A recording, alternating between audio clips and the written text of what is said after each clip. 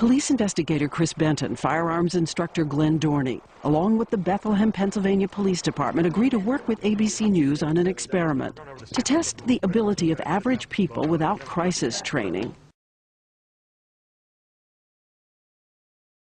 The gun, by the way, is real. It's a Glock, but the bullets are not. They're a kind of plastic filled with a kind of paint. Okay, good. A holster.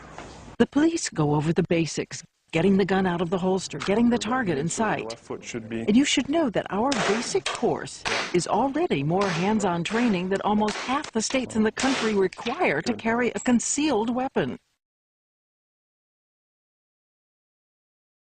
Now, it's time to begin our experiment. First up, Joey Dolan. All right, let's get rolling here, guys.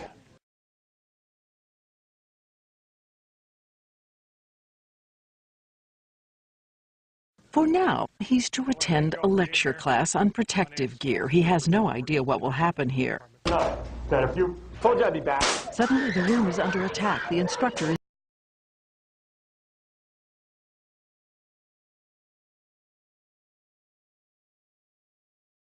down. A student hit. Joey struggles to get his gun out, but it's stuck in his shirt. He can't even get it out to aim it. That so-called armed intruder was our firearms instructor, Glenn Dorney. Did you ever get your gun out of the holster? I got it out of the holster and it was stuck in my shirt. The only one in this room professional enough that I know of to carry this Glock 40. I'm the only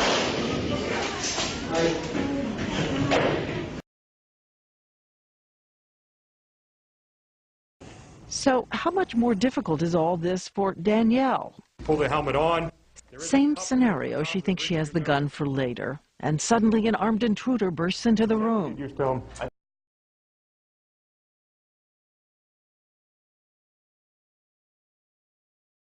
I told you I'd be back. Danielle has no trouble getting her gun out and shooting.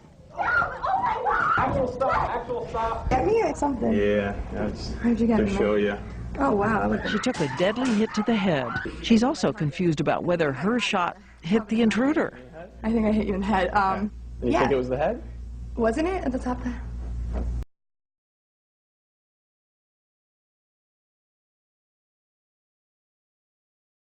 Oh, I got you there. And it was even worse for Brian, our third student.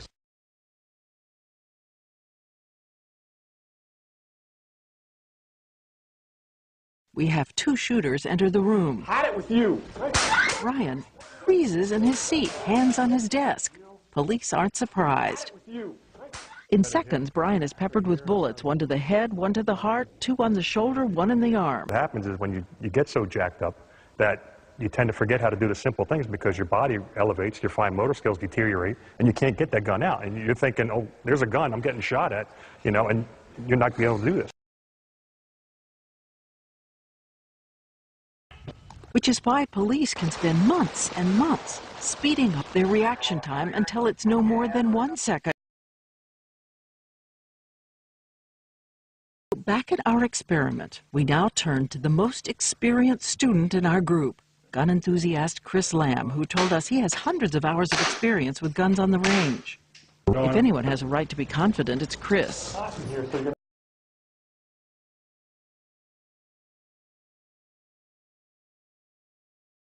Have some air going up in there. Chris takes cover instantly, the right thing to do, but then watch, even he freezes in place. Can't get his gun out in time and is in effect executed at close range. Sometimes the right thing to do is just do nothing. Everybody's not Rambo. Jason Cote is one of the most experienced students in our experiment. I've had it.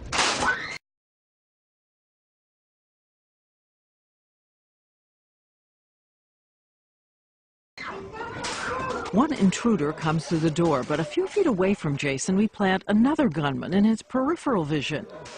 Like our other students, Jason makes mistakes, failing to take cover. And though he hits the intruder, it's not before he takes a hit in the chest. But here's the new problem.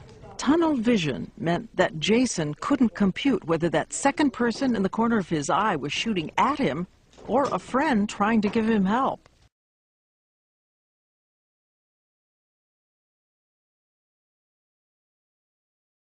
Tunnel vision was also a problem for our last student, Ashley Malik, who's Instructor at your next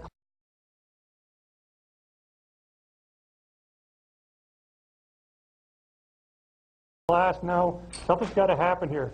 Said I was sick of you.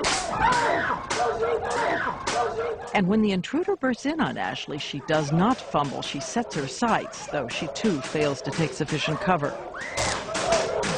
15 shots are blasted. She and the gunman battle it out. Her accuracy, out of the 5 shots she fires, 2 hit the blackboard, 2 hit the floor. 1.